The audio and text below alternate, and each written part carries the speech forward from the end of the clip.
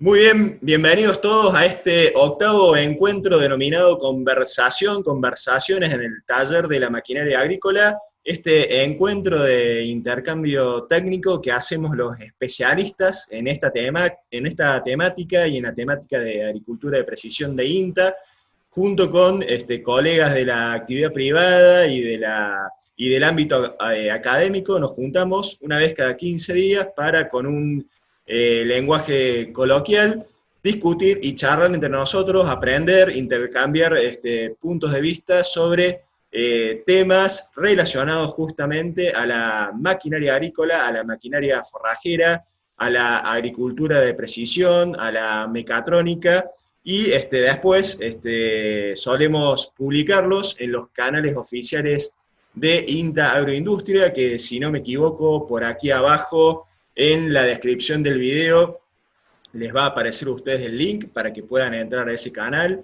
y ahí van a ver las grabaciones de no solamente el encuentro del día de hoy, sino también encuentros anteriores donde hemos discutido temas relacionados a, por ejemplo, la máquina cosechadora. Muy bien, en el día de hoy vamos a empezar con uno de los temas más, si se quiere, importantes en la mecanización agrícola, como es justamente de entre todas las máquinas agrícolas, la máquina agrícola, justamente el tractor.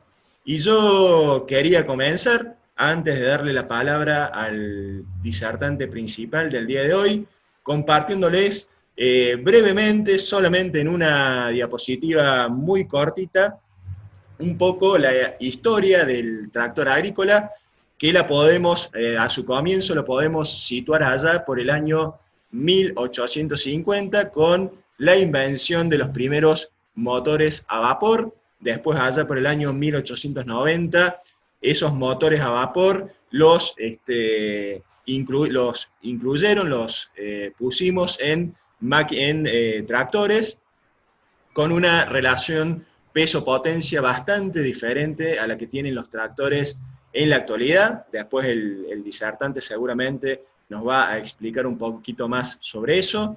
Allá por el año 1930 podemos situar a la invención de los primeros motores diésel. Por el año 1940, un hito muy importante en lo que es la producción agropecuaria y lo que es la mecanización agrícola, justamente la inclusión de ruedas neumáticas en los tractores. Allá por el año 1950 podemos situar a la invención del sistema de levante de 3 puntos, una temática que seguramente discutiremos en este encuentro, si no es en este octavo encuentro, seguramente en encuentros futuros. Allá por el año 1970 podemos situar a la invención de la doble tracción. Allá por el año 1980, el ajuste de la relación peso-potencia en los tractores agrícolas, con una relación de 40-50 kilos por HP de potencia. Nuestro disertante del día de hoy seguramente va a ampliar sobre este tema. Allá por el año 1990, un poquito más cerca a la actualidad, la invención, el desarrollo de la asistencia electrónica en los tractores. Por el año 2000, el desarrollo de las primeras transmisiones inteligentes. Por el año 2006, ya hemos visto algunas publicaciones, algunos ejemplos, sobre todo en redes sociales, en internet, de los primeros prototipos de tractores autónomos. Muy bien, yo le voy a dar a continuación la palabra al disertante, que es el doctor Mario De Simone, de la Estación Experimental de Salta. Y antes de que comience a presentar Mario, yo quería hacer dos breves comentarios. Como siempre, lo que les digo en todos los encuentros, esto llega a ustedes gracias al trabajo de Lucas Cuevas y de Mauro Bianco del Centro Regional Córdoba, quienes trabajan en la edición, en la publicación de estos encuentros en el taller de la maquinaria agrícola.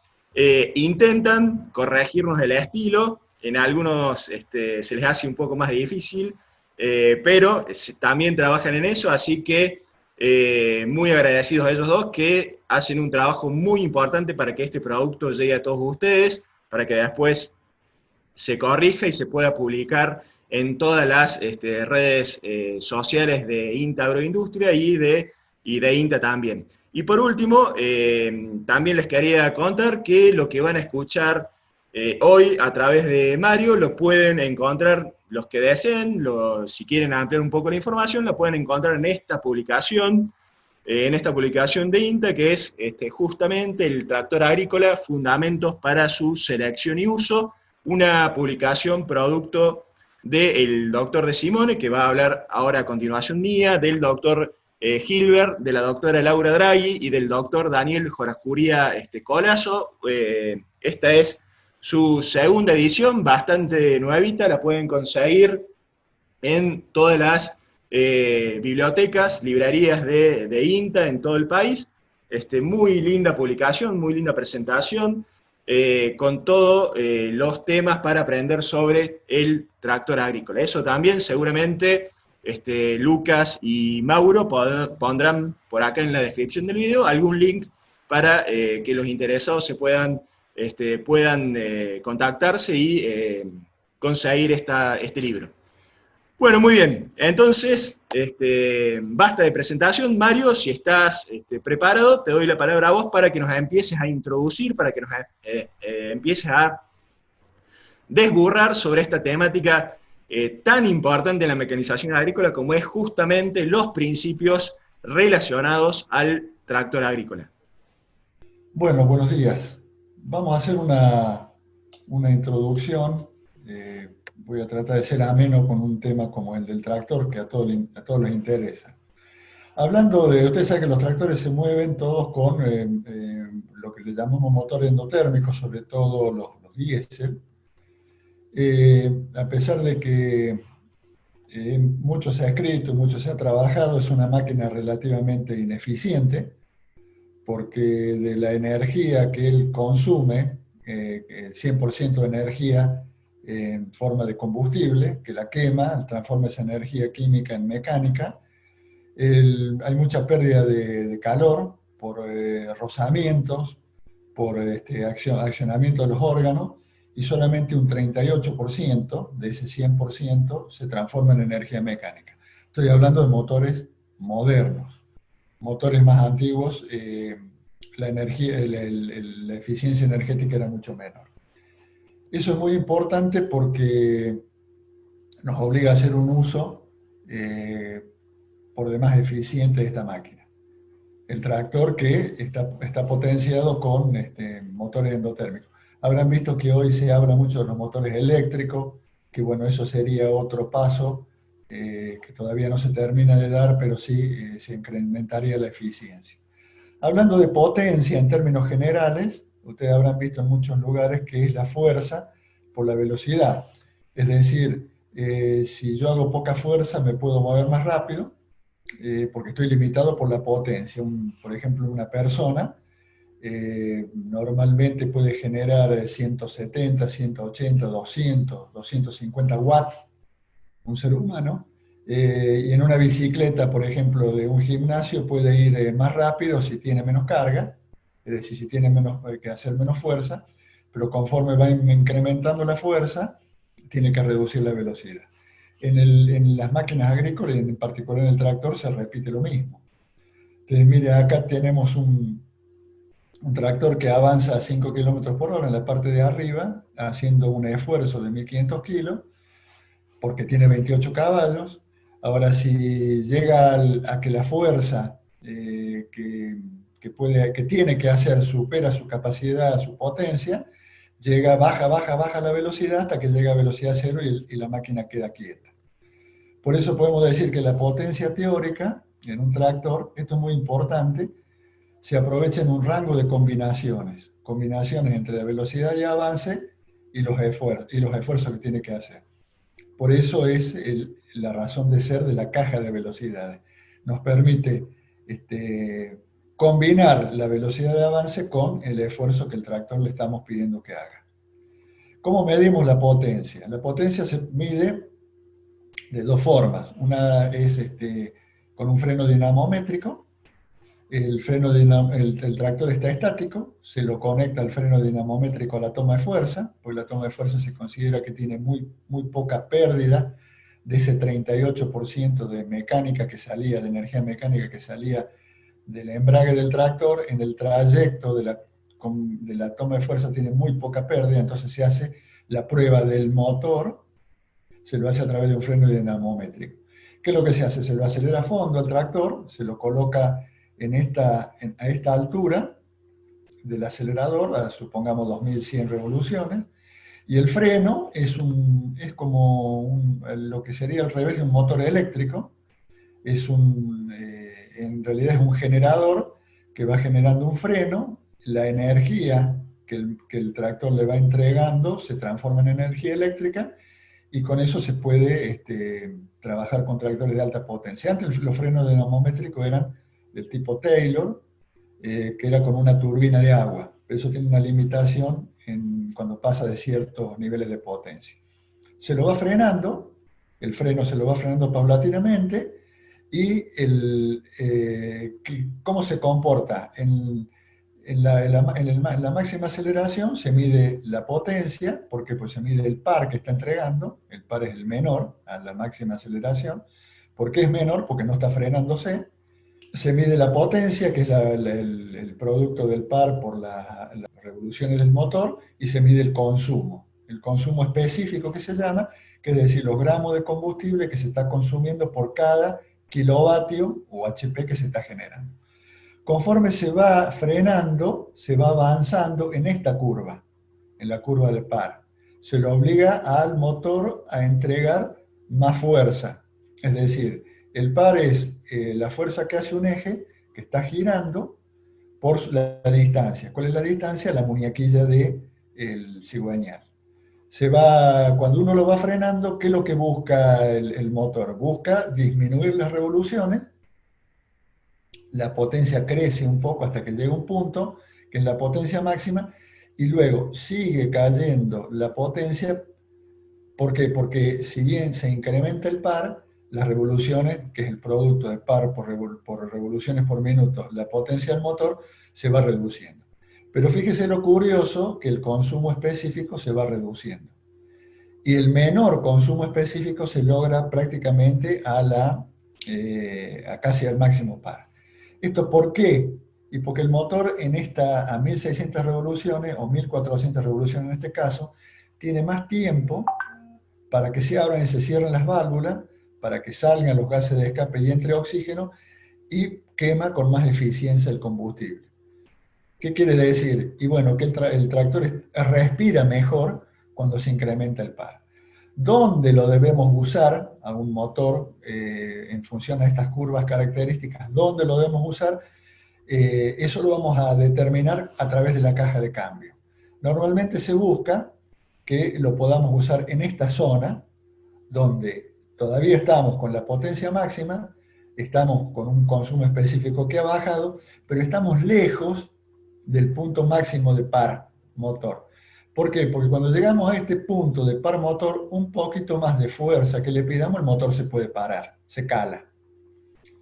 Lo que les pongo acá, las curvas se construyen al frenar progresivamente el motor.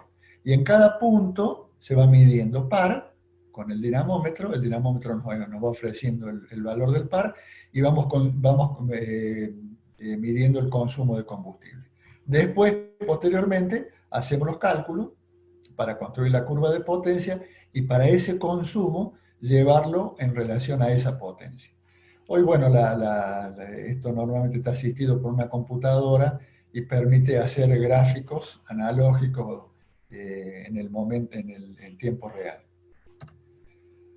Esta curva característica, fíjense, acá esto es un motor con regulación de la inyección mecánica, es decir, la regulación de la inyección la hace la bomba de inyección a través de los contrapesos. Tiene la posibilidad de que conforme se va reduciendo la velocidad del motor, la bomba tiene capacidad de inyectar más combustible. Se va transitando por la curva que recién les mostraba, que era muy parecida a esta, empieza a caer la potencia, el consumo se reduce y tenemos en este caso, entre el par que teníamos entregado a potencia máxima y el par que teníamos a máximo par, tenemos una reserva del 45%. Quiere decir que el motor, ante una situación de terreno más duro, o supongamos que estamos arando donde hay gramón, o donde hay resistencia, crece la resistencia del suelo, pero crece en una parte del campo, tiene la capacidad de responder. Él baja las velocidades, pero supera los problemas que le está trayendo un terreno más duro. En la cosechadora pasa lo mismo. En la cosechadora, cuando el rotor de la cosechadora está trabajando con mucho material o material húmedo, también el motor reduce sus revoluciones, no tanto como el tractor, porque si no se nos viene abajo todo lo que es aire, movimiento de zaranda, reduce y puede superar ese mal trance de instantáneamente una mayor cantidad de material o de suelo más duro. En este caso, esta curva, que es un motor del año 2000, ¿no? Es un motor muy viejo, reduce las revoluciones entre el par máximo y entre par a potencia máxima y par máximo un 40%, la potencia cae un 14% y el consumo un 13%. Con el advenimiento de la inyección electrónica, con el agregado de los Common Rail, que nos permiten inyectar combustible a alta presión, se han logrado cosas que los que saben dicen que en la década del 90 era como una ciencia ficción. ¿Qué es lo que se ha logrado con la regulación electrónica? En este caso, ustedes fíjense que en el caso acá de potencia máxima, esta curva fue construida de la misma manera, nada más que este motor tiene regulación electrónica y Common Rail. Crece el par conforme se le va pidiendo mayor demanda de par, crece aún la potencia, bajando revoluciones, el consumo específico se aplana y aún así continúa teniendo una reserva de par lo suficientemente amplia. Esto se consigue con la regulación electrónica de la inyección y con los sistemas de alta presión. Con estos motores de regulación mecánica inyectamos el combustible a 150 kilos por centímetro cuadrado y acá lo estamos inyectando entre 1500 y 2000. Un chorro de combustible, que si en uno de estos motores uno toma el inyector, le puede cortar un brazo mecánico, se lo corta limpio por el nivel de presión. Esto permite pulverizar el combustible mucho más, permite que se mezcle con el oxígeno de la cámara de combustión mucho mejor, y la reacción química es mucho más eficiente, y no estamos dependiendo de las vueltas del motor para inyectar más combustible. Es la computadora la que ella decide, en función de una serie de parámetros que lee en el motor, cuánto combustible va a inyectar. Acá en este caso, nosotros teníamos una inyección de combustible única en cada carrera. En estos motores de inyección electrónica llegamos a tener hasta 5 inyecciones de combustible en centésimas de segundo que ocurre cada carrera dentro de un motor. Una primera inyección permite que el combustible no se queme, sino que se evapore y enfríe el motor, y las otras van haciendo una explosión o un quemado escalonado. Como acá tenemos resumido lo que yo les mostraba, la reserva de par. Cuando esa reserva de par está en el 7-8%, el motor se considera que es inelástico. Tiene mucho riesgo de pararse el motor cuando se incrementa un poquito la demanda de esfuerzo de tracción. Mientras se trabaje el régimen nominal, es decir, mientras no nos vengamos abajo en revoluciones, esto funciona bien. Para mantenerlo en eso hace falta una muy buena y costosa caja de cambio. Esa caja de cambio que ustedes habrán visto que tiene 36, 48 velocidades, que traen muchos tractores europeos, es porque tienen motores inelásticos. El problema de lo inelástico es una cuestión constructiva. En cambio, si tenemos una reserva de par del 38, 35%, como en esos motores que yo les mostraba, se lo considera inelástico el motor. Es un motor que tiene capacidad de soportar esos picos de demanda sin pararse. Se considera que en algunos momentos tiene como potencia constante, por más que reduzca las revoluciones, la potencia es constante. Tiene un consumo muy alto a régimen nominal, y el consumo óptimo se da en unos 200, 250 revoluciones debajo del régimen nominal. Eso yo me acuerdo, me lo enseñó un profesor que lo hemos tenido todo, un maestro Márquez Delgado. Él nos decía cómo determinamos esos 250 revoluciones menos, que es el lugar óptimo de trabajo, de entrega de par, entrega de potencia y consumo específico. Él decía, yo pongo el tractor con el acelerador a fondo, arranco, y si el acelerador a fondo yo tenía 2200 revoluciones, si cuando yo arranco y empiezo a accionar el implemento, el cuenta vuelta me muestra que caen de 200 a 250 revoluciones por minuto, esa es la forma práctica de determinar la posición correcta de la marcha.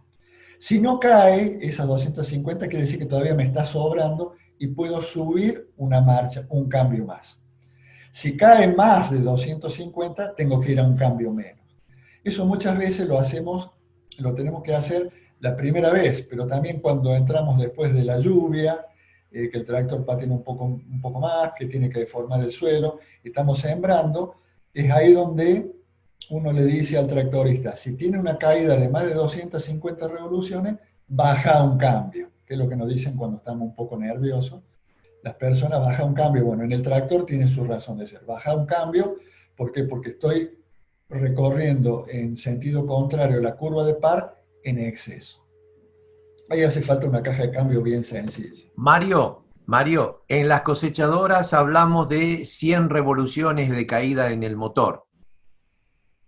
Claro, Juan, exactamente, porque la cosechadora tenemos un problema que no podemos, cuando te cae el motor, también te cae el aire, te cae el movimiento de zaranda, te cae entonces, bueno, producimos un desequilibrio. Por eso las cosechadoras a veces tienen los mismos motores, pero todo su sistema de inyección es muy diferente, justamente para mantener plano eso, ¿no? Y bueno, si nosotros combinamos la inyección electrónica con los cambios bajo carga, la eficiencia llega a ser altísima. Les voy a dar un ejemplo, bueno, muchas marcas importadas lo tienen, pero ustedes pueden trabajar con un tractor de carriles, por ejemplo, un Caterpillar o un John Deere o un Case, un tractor de neumáticos, y uno tiene la opción de decirle que quiere que trabaje con cierta velocidad de avance, que consuma tanto, yo puedo priorizar la velocidad de avance, que sea constante, o no, y puedo priorizar que el consumo específico sea el menor posible, y la computadora sola, ella se encarga de hacer los cambios bajo carga. Entonces ahí llegamos a unos niveles muy, muy altos de eficiencia en el uso de la energía del tractor, ¿no? También se puede medir la potencia en la barra de tiro. Esto también es muy sencillo, se lo hace en el campo. Tenemos que tener un tractor muy bien equilibrado, bien contrapesado, con el patinaje adecuado, y se coloca un implemento, que puede ser un arrastre de disco, puede ser el implemento que ustedes quieran, y acá entre la barra de tiro del tractor y la barra de tiro del implemento se coloca una celda de carga.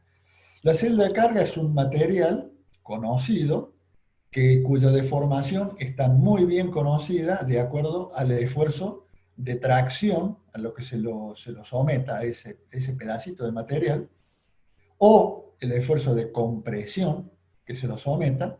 Sobre su superficie se colocan unas espiras, que serían una espira de un material, de un alambre de cobre, por el que está corriendo una corriente eléctrica.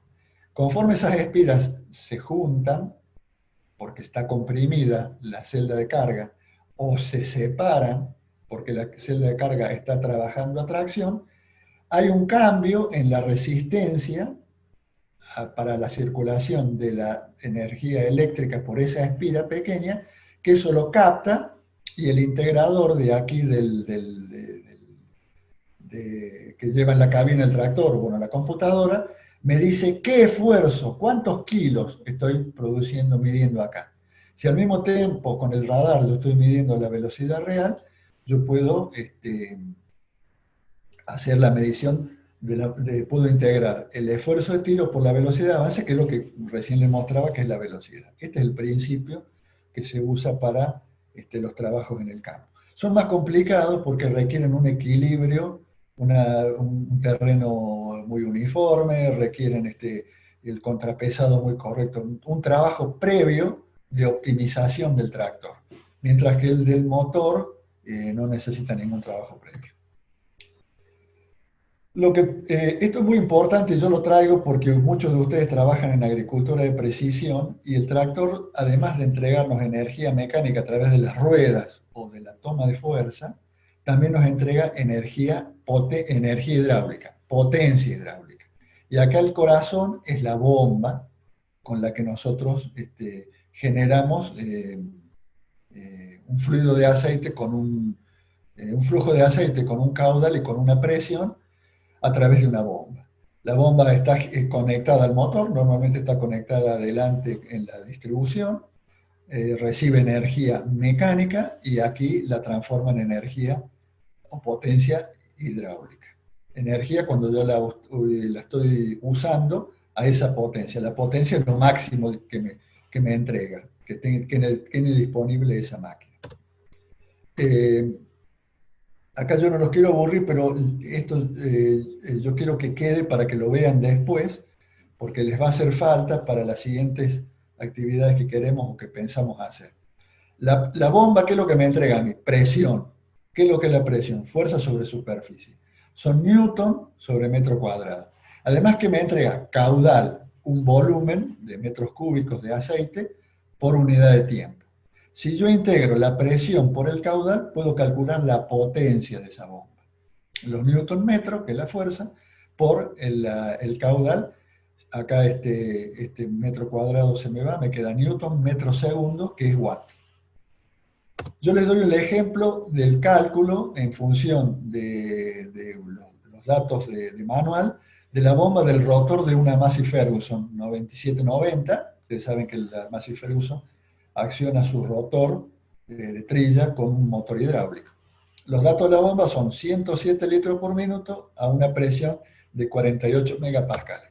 Cuando yo pongo todas estas equivalencias de medidas que tengo acá abajo, yo puedo calcular en función de esos 107 litros y de esos 48, puedo calcular que esa bomba tiene una potencia de 86 kilovatios. Que lo use o que no lo use esos 86 kilovatios en forma de energía es otra cosa. Acá yo recuerdo un profesor de Córdoba, de España, que nos explicaba, una cosa es la potencia. La potencia es lo que la compañía de luz me pone en el medidor del poste de mi casa, de la puerta de mi casa. Esa potencia, si yo la uso una cantidad de horas, es la energía que consumo. Por eso la boleta de la luz a mí no me vienen kilovatios, me vienen kilovatios por hora. Eso es importante entender. Es la potencia que yo tengo disponible. Que la use es otra cosa. Y cuando yo la use voy a consumir energía. Y el consumo de energía se va a ver reflejado en el consumo de combustible. De las bombas, esto es muy importante para la gente que trabaja en agricultura de precisión. Muy importante.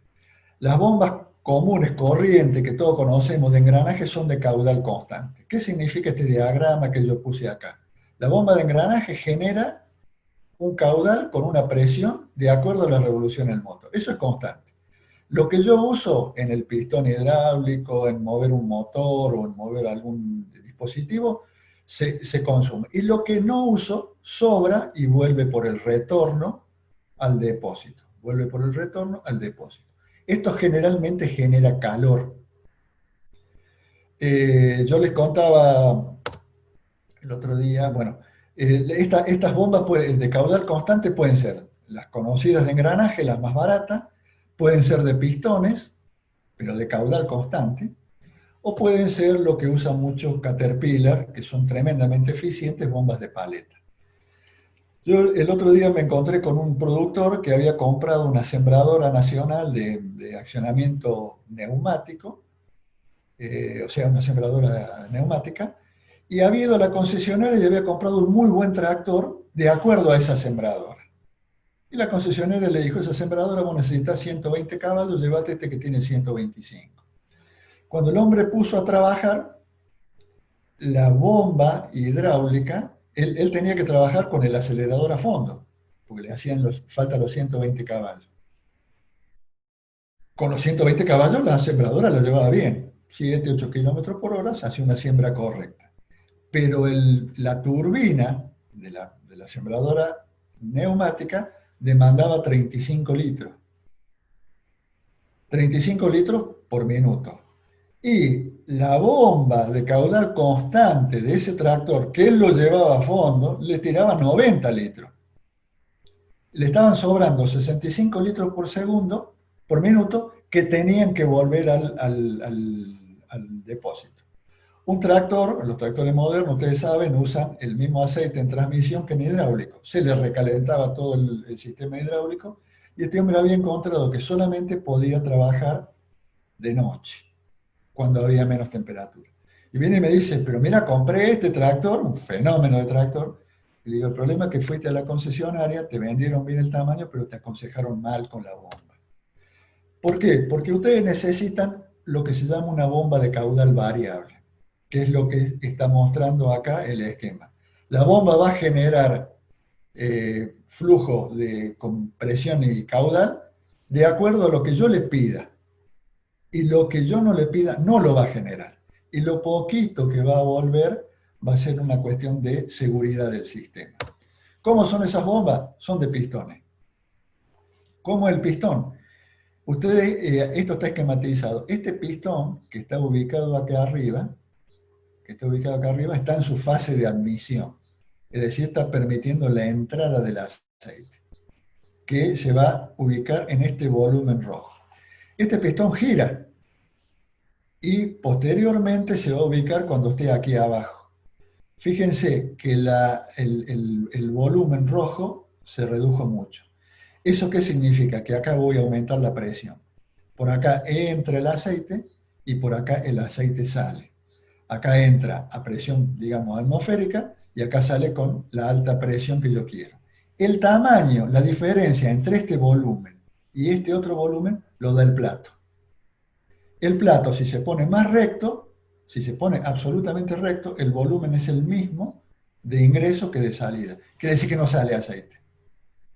Si el plato se inclina, yo puedo hacer que este volumen sea muy grande y este sea prácticamente cero. ¿Quién decide eso? La inclinación del plato. Este mecanismo que tenemos aquí. Y este mecanismo viene de todo el circuito hidráulico.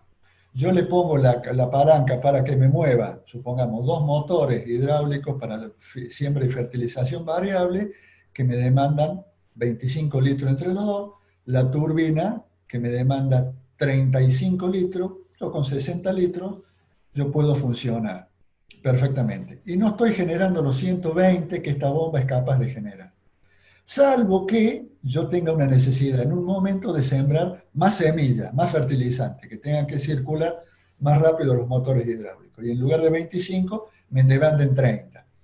¿Cómo vas a ver el plato de la bomba que tiene que inclinarse? Por este sensor. ¿Y cómo sabe por este sensor? Porque hay una caída en todo el sistema hidráulico de presión. ¿Ustedes vieron cuando se van a bañar y le abren la canilla de agua caliente en la cocina? Bueno, es el mismo efecto. Ahora, nosotros cuando nos abren la canilla de agua caliente, protestamos, gritamos, ¡no, abra el agua! Bueno, el motor no protesta. Él le da esta información y el plato se inclina y manda más presión. Acá está un esquema más completo de los motores. El IN sería la parte de admisión y OUT sería la parte de salida. Y esto está girando. Ustedes la bombita la van a ver de afuera. Todo el mecanismo, este servo hidráulico que manda, está ubicado en este lugar. Bueno, Yo creo podríamos que hacer estamos acá en un 25 intervalo. minutos. Si querés cerrar esta sección, Mario. No, ahí empezamos con el tema de balance de potencia. Bueno, déjame que cierro esta sección, entonces cerramos acá y a continuación ustedes van a encontrar abajo en la descripción de este video el link al canal oficial de INTA Agroindustria, donde van a encontrar la grabación de lo que acaba de presentar el doctor De Simone y la grabación de la siguiente sección de este tema, donde, así como estamos viendo acá, Mario va a hablar sobre balance de potencia.